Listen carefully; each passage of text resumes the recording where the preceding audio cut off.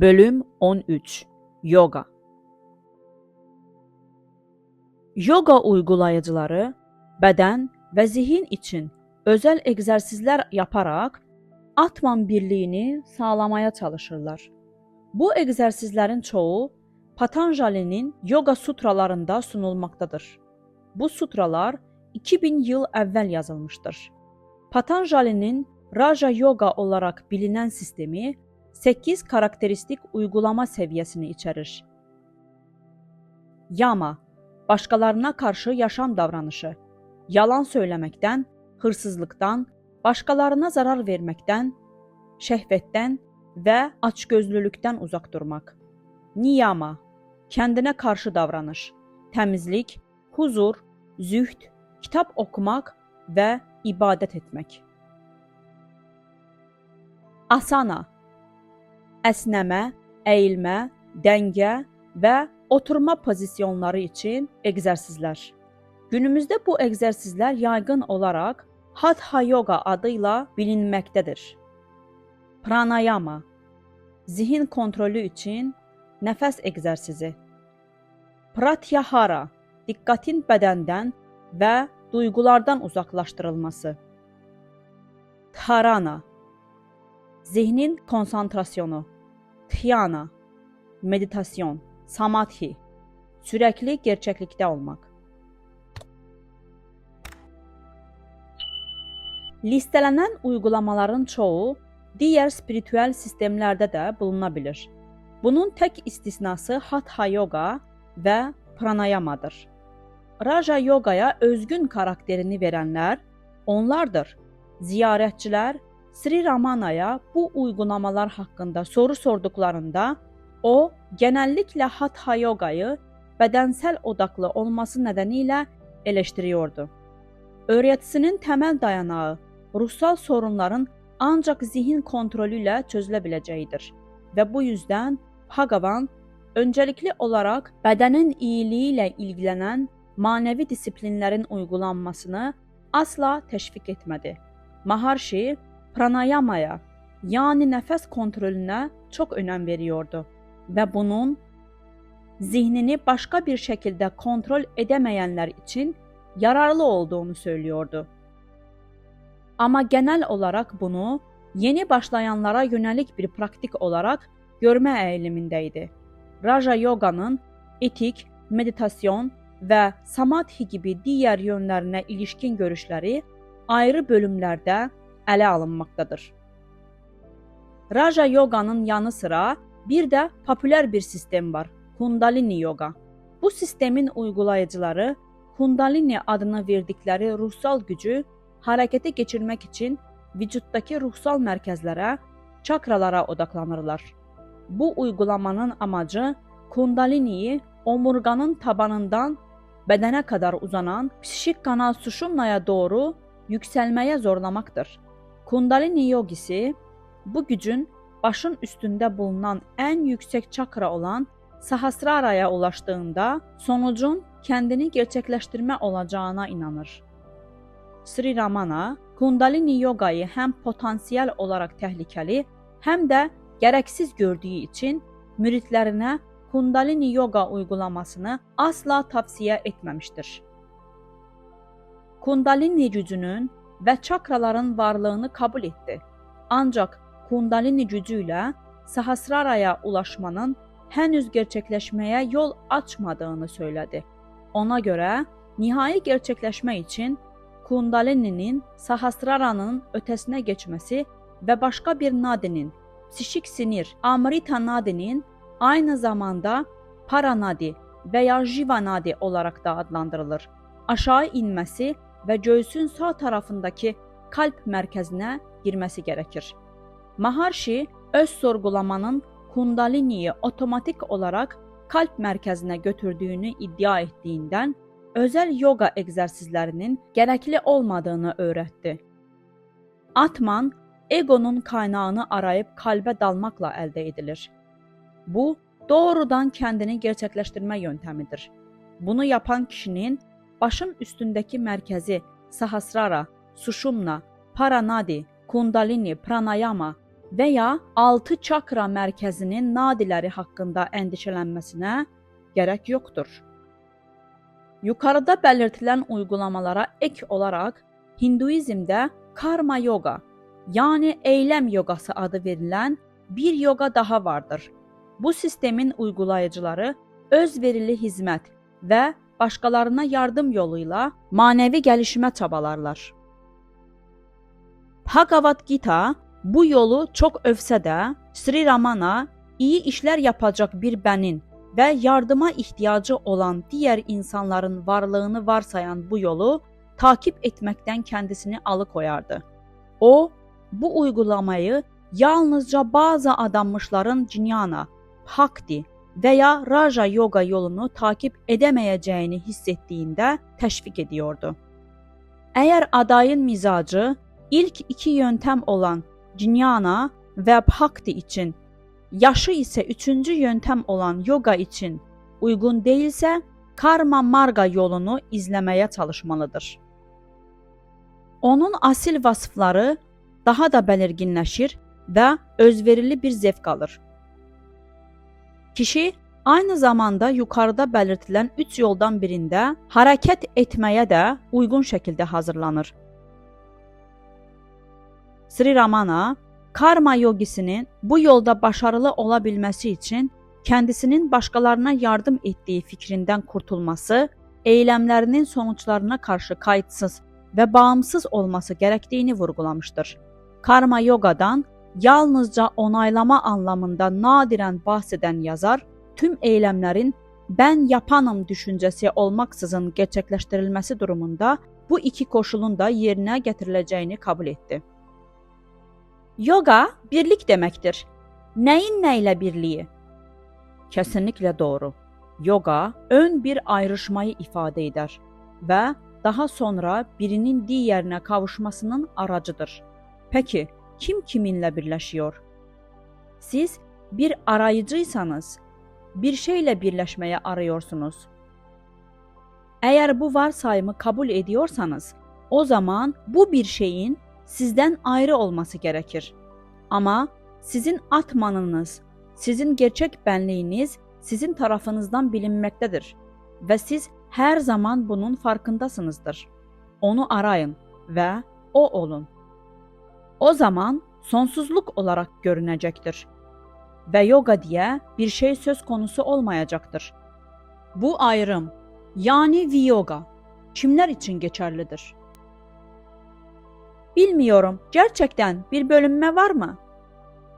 Viyoga'nın kimler için olduğunu öğrenin.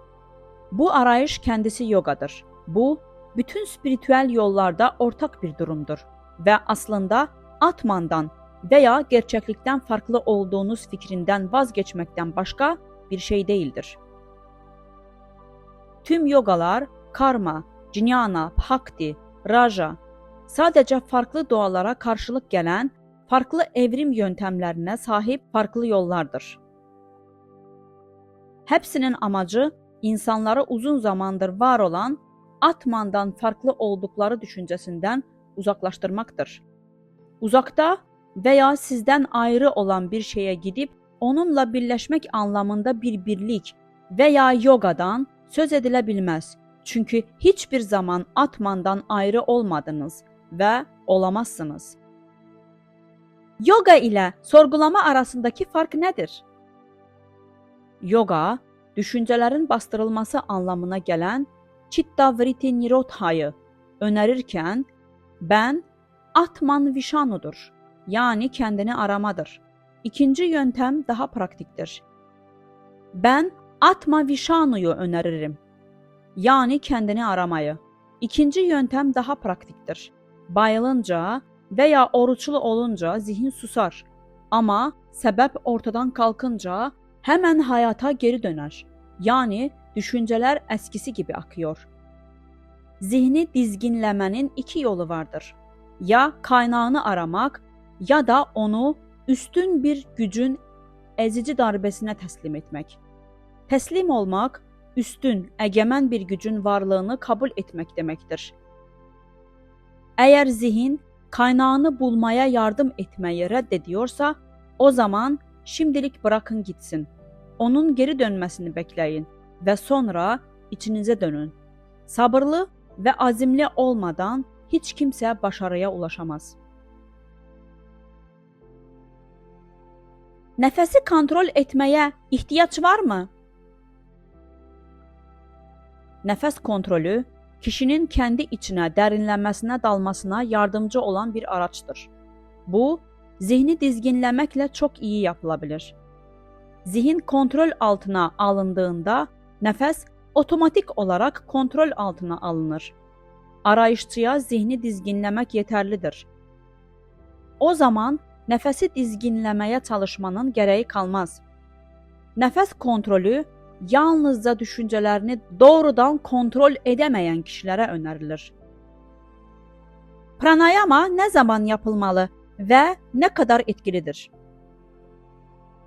Sorgulama və adanmışlıq uygulanmıyorsa, doğal ağrı kesici olan pranayama denene bilir. Bu egzersizə yoga marga, yani yoga yolu denir. Hayat tehlikede olduğunda bütün çıkarlar onu kurtarmak için tek bir noktada toplanır. Nefes tutulursa, zihin sevdiği dış nesnelere atlayamaz ve böylece nefesini tutarken dinleniyor. Burada bütün dikkat nefes almaya ve onun düzenlenmesine yoğunlaşır ve diğer ilgiler kaybolur. Zihnin ve nefesin kaynağı aynıdır. Dolayısıyla birinin susturulması diğerinin de susturulmasına yol açar. Çakralara yoğunlaşmak zihni sakinleştirir mi? Yogiler Sahasrara gibi psişik merkezlere yoğunlaşarak istedikleri kadar uzun süre bedenlerinin farkında olmazlar. Bu hal devam ettikçe sanki bir tür sevince kapılmış gibi oluyorlar. Fakat zihin sakinleşip yüzeye çıktığını hatırladığında ve tekrar harekete geçtiğinde dünyevi düşünceleri yenilenir. Bu nedenle zihin dışarıya doğru kaymaya meyil ettiğinde dhyana, meditasyon gibi uygulamalarla eğitilmesi gerekir. O zaman ne onun azalmasının ne de çoğalmasının olduğu bir hale ulaşılır.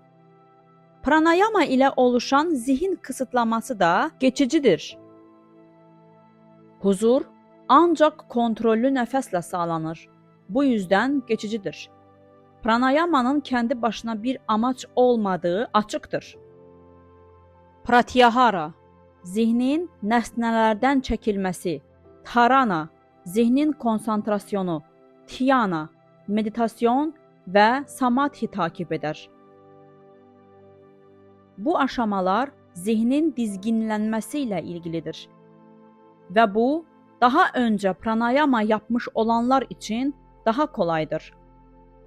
Böylece pranayama daha yüksek aşamalara taşınmış olur ve bunların arasında zihin kontrolü de bulunduğundan ikincisinin yoganın nihai hedefi olduğu söylenilir.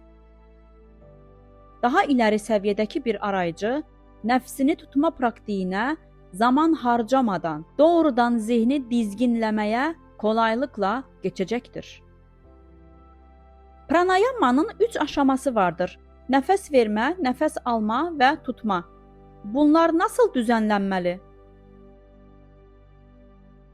Bedenle özdeşleşmenin tamamen terk edilmesi nefes vermedir.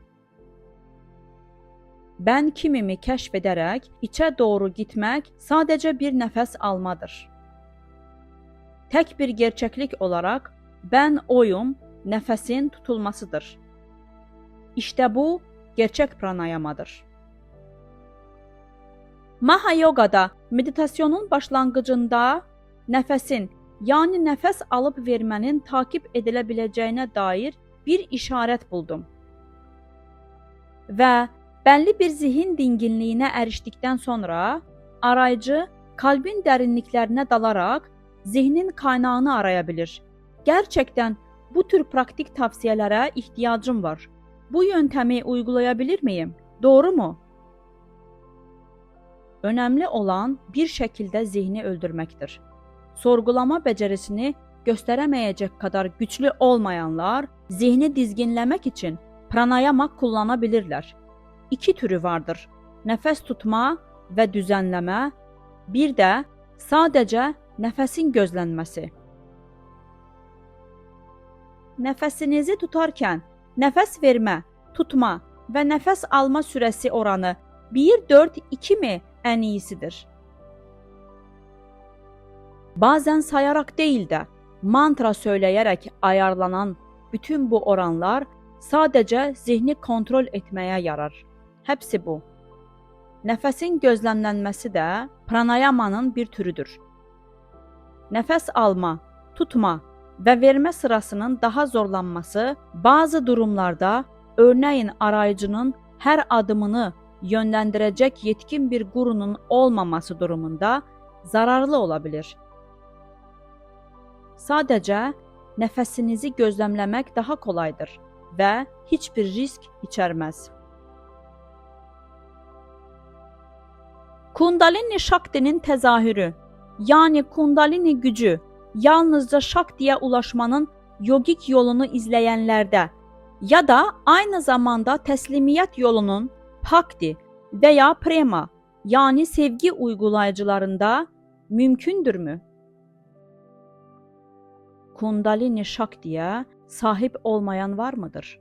Bu Shakti'nin gerçek doğası bilindiğinde buna Akhanda Karavriti, yani kesintisiz bilinç veya Aham Spurana, yani özün ışıltısı denir. Kundalini Shakti izledikleri yoldan bağımsız olarak tüm insanlarda mevcuttur ve fark sadece isimdedir. Shakti'nin 5, 10, hatta 100 bin evrede kendini gösterdiğini söylüyorlar. Hangisi doğru? 5, 10, 100 ya da 1000?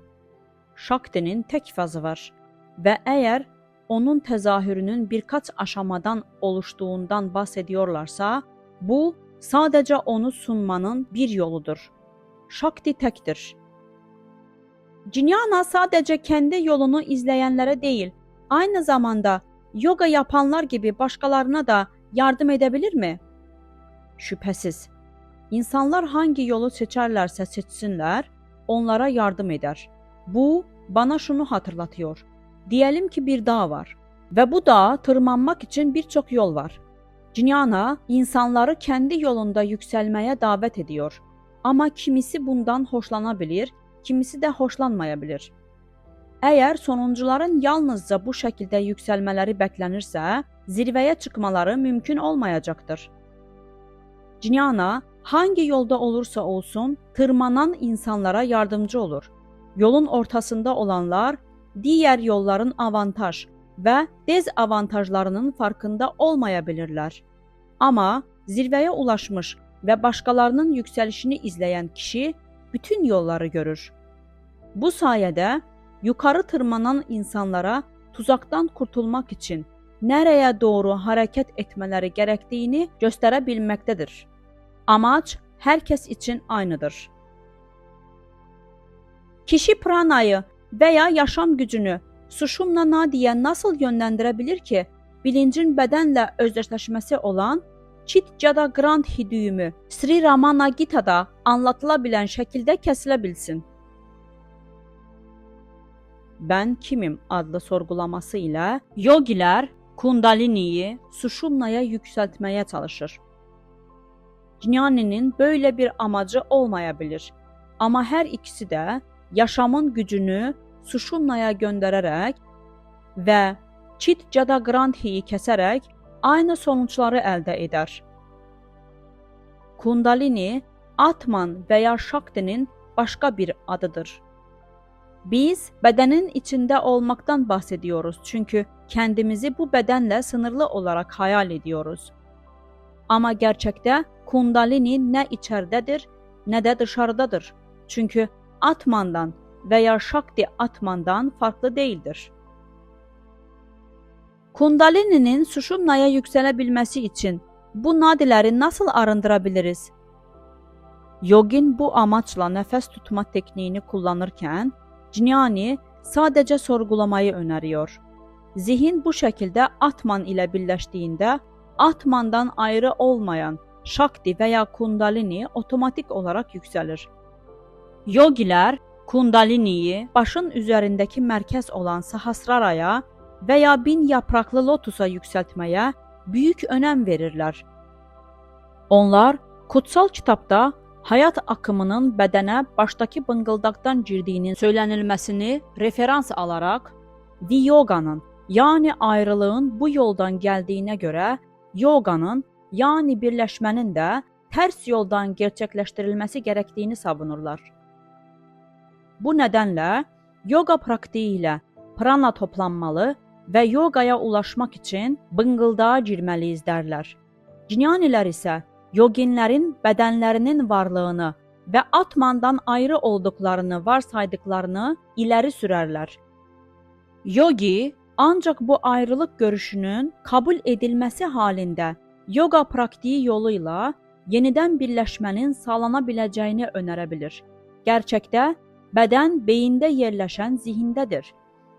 Zihnin başqa bir qaynaqdan gələn ışıqla işlədiyi yogilərin bıngıldaq teorisində də kabul edilməkdədir. Jnani, əgər bu ışıq ödünç alınmışsa, bunun doğuşdan gələn bir qaynaqdan gəlməsi gərəkdiyini kanıtlamaya devam ediyor. Doğrudan kaynağa gidin və ödünç kaynaqlara bağlı olmayın. O kaynaq kalpdir, atmandır. Atman bir yerdən gəlməz və başın təpəsindən vücuda girməz. O, olduğu gibi vardır. Hər zaman parlayan, hər zaman sabit, hərəkətsiz və dəyişməz.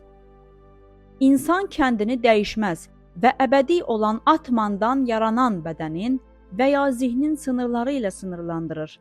Yapılması gereken belirtilen hatalı kimliğin atılmasıdır ve bu yapıldığında her zaman parlayan atman tek, ikili olmayan gerçeklik olarak tanınacaktır. Sahasraraya yoğunlaşmak zorunlu olarak Samadhi'nin coşkusuna yol açar. Ama vasanalar, yani gizli zihinsel eğilimler yok edilmiyor. Bu nedenle yoginin Samadhi'den uyanması gerekir. Çünkü kölelikten kurtuluş henüz tamamlanmamıştır. Ayrıca kendisinde var olan vasanaları ortadan kaldırmaya çalışmalıdır ki bunların Samadhi'nin huzurunu bozmasını önleyebilsin. Bu nedenle o Sahasrara'dan kalbe, Sushumna'nın devamı olan Jivanadi adı verilen bir kanal aracılığıyla iner. Bundan Sushumna'nın bir eğri olduğu anlaşılır. En alt çakradan başlar, omurilikten beyne kadar yükselir ve oradan aşağı doğru kıvrılarak kalpte sonlanır. Yogi kalbe ulaştığında Samadhi kalıcı hale gelir. Dolayısıyla kalp son merkezdir. Hatha yoga egzersizlerinin uygulanmasının hastalıklara karşı etkili bir çare olduğu söylenilir. Ve bu nedenle Jnana yogaya zorunlu bir hazırlık olarak önerilir. Bunları savunanlar kullansın. Burada geçerli değil. Zira bütün hastalıklar devamlı kendini sorgulama ile etkili bir şekilde yok edilebilir. Sağlıklı bir zihnin sağlıklı bir bedene sahip olması gerektiği fikrinden yola çıkarsanız, bedene bakmanın sonu gelmez. Peki, öz sorgulama için Hatha yoga gerekli değil midir? Herkes, zihnin gizli eğilimlerinin yani purva samskaraların etkisi altında kendine en uygun yöntemi bulur. Yaşım ilerledikçe Hatha yoga yapabilir miyim? Peki, bunları neden düşünüyorsunuz? Çünkü siz atmanı sizin dışınızda bir şey olarak görüyorsunuz. Bu sebepten de onu arzuluyorsunuz ve onun için çabalıyorsunuz. Ama siz her zaman var olmuyor musunuz? Neden kendinizi bırakıp dışarıya yöneliyorsunuz? Shanabhuti kutsal kitabı Hatha yoga'nın öz sorgulamaya yardımcı olması açısından gerekli olduğunu söyler. Hatha yogiler bedenin araştırmanın engelsiz bir şekilde yürütülmesine hazır olması konusunda ısrar ederler. Ayrıca araştırmaların başarılı bir sonuca ulaştırıla bilməsi üçün yaşam sürəsinin uzatılması gərəkdiyini savunuyorlar. Ayrıca aynı amaçla bazı ilaçlardan da yararlanırlar. Kayakalpa. Ən sevdikləri söz rəsm yapma işləminə başlamadan öncə tuvalin mükəmməl olması gərəkdiyi doğrudur. Peki, burada tuval nerede və rəsm yapma sürəci nerede? Hatha yogilərə görə bədən tuvaldir. Atmanın kəşfi isə rəsmdir. Peki, bədənin kəndisi də Atmanın tuvalinə çizilmiş bir rəsm deyilmidir? Ama Hatha yogadan çok yardımcı bir unsur olarak bahsediliyor. Doğrudur. Vedanta konusunda çok bilgili olan ünlü panditler bile bunu uygulamaya devam ediyorlar. Aksi takdirde zihinlərini sakinləşdirmələri mümkün olmayacak. Bu nedenle zihni başka bir şekilde sakinləşdirmə imkanı bulamayanlar için faydalı olduğunu düşünebilirsiniz. Asanalar, duruş ve oturuş pozisyonları nelerdir? Gerekli midir? Yoga şastralarında pek çok asana ve bunların etkilərindən bahsedilir. Kaplan dərisində çimən və başqa şeylər üzərində oturmanız gərəkdiyi söylənir. Və pozlar, lotus pozisyonu rahatdır və başqaları. Peki, sadəcə kəndinizi tanımanız gərəkirkən, nədən bütün bunlara ihtiyac duyuyorsunuz? Gerçek şu ki, ego atmandan yüksəlir, bədənlə karışır, dünyayı gerçək sanır və sonra egoistik kibirlə ötürülüb şiddətlicə düşünür və asanalar arar. Böyle bir insan kendisinin her şeyin merkezi olduğunu ve dolayısıyla her şeyin temelini oluşturduğunu anlayamaz. Asana oturuşu sabitleyecek şekilde tasarlanmıştır. İnsan kendi hakiki hali içinde olmazsa nerede ve nasıl sabit kalabilir? İşte gerçek asana budur. Bütün evrenin dayandığı asanaların temelinin saf bilginin mekanı, görkemli zemin olan Atman olduğunun bilgisinden sapmadan sabitleşmektir. Bu, samadhi için tek mükemmel, sağlam ve hareketsiz pozisyondur. Bhagavan genellikle hangi asanada oturur? Hangi asanada mı? Kalp asanasında. Ve bu benim asanam. Buna mutluluk asanası olan Sukha asana denir. Zira bu kalbin asanasıdır. Sessizlikle doludur ve mutluluk verir. Bu asanayı yapanların başka bir asanaya ihtiyacı yoktur. Gita'da Sri Krishna'nın Arjuna'ya savaşma çağrısı yapması karma yoganın önemini vurguluyor gibi görünüyor. Sri Krishna'nın kendisi büyük işlerle dolu aktif bir yaşamın örneğini vermiştir.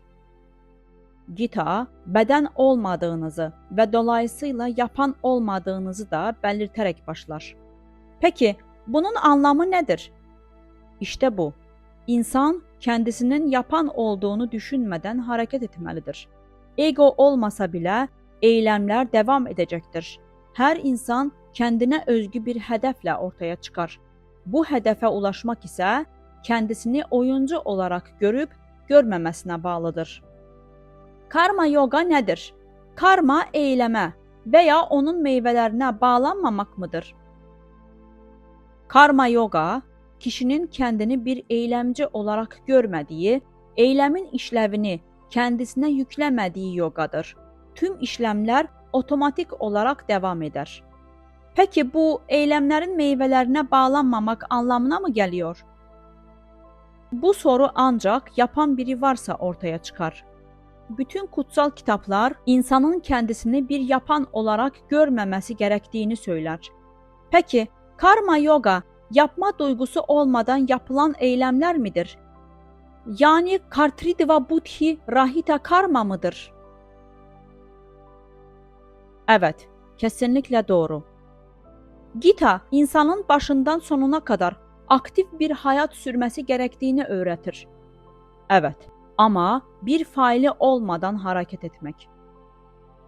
Kişi hareketsiz kalırsa eylem nasıl devam edebilir? Peki, karma yoganın burada yeri neresi?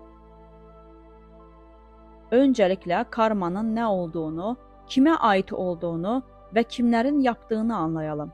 Gerçeği araştırmak ve keşfetmek insanın kendisi kalmasını ve sakin kalmasını sağlar. Ancak bu durumda bile eylemler devam edecektir. Eğer harekete geçmezsem işler nasıl ilerleyecek? Bu soruyu kim soruyor? Atman mı yoksa başkası mı? Atmanın eylemlerle bir ilgisi var mıdır? Hayır, Atman değil. Atmandan farklı biri. Bundan da anlaşılıyor ki Atman eylemlerle ilgilenmez ve bu nedenle bu sorular ortaya çıkmaz. Karma yoga yapmak istiyorum. Başkalarına nasıl yardımcı olabilirim? Yardımınıza ihtiyacı olan biri mi var? Başkalarına yardım edecek olan ben kimdir? Önce bunu öğrenin. Sonra her şey yoluna girecektir.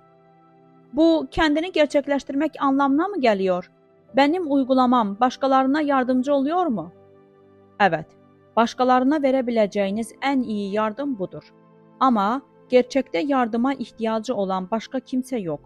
Kendini gerçekleştiren kişi her yerde yalnızca kendini, Atmanı görür.